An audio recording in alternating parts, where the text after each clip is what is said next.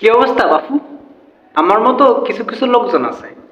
আমার মতো কিছু কিছু লোকজন আছে কি এদের ক্ষমা, এদের চেহারা দেখে আপনি কোনোভাবে বুঝতে পারবেন না এরা যে প্রচুর ফকিন্নি।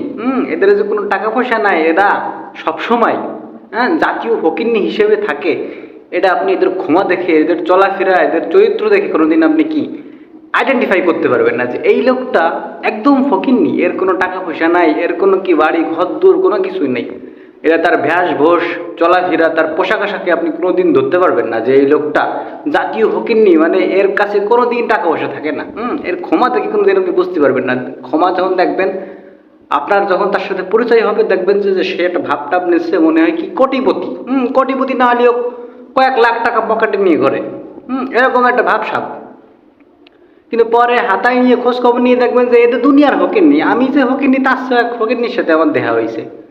সুতরাং এই ধরনের কি চিন্তা ভাবনা বাদ দেন যে ক্ষমা দেখলেই আপনার কি আইডেন্টিফাই করতে হবে যে না, লোকটা ভালো পোশাক পরছে, ওনার টাকা পয়সা আছে। এই ধরনের চিন্তা ভাবনা বাদ দেন ভাই। ক্ষমা দেখে কিন্তু কখনোই কি বিচার করবেন না যে এ বড় লোক। আসলে জাতীয় ফকিরনি, কোনো টাকা পয়সা নাই ভাই। দেখতে এরকম দেখা যেতে পারে যে খুবই পোসপাস দিয়ে যাচ্ছে, কিন্তু না, বিষয়টা কোনো টাকা পয়সা নাই। আমার কোনো ঘর বাড়ি নাই, নদীর পাড়ে আমার বাড়ি, টাকা পয়সা নাই, আমি জাতীয় ফকিরনি।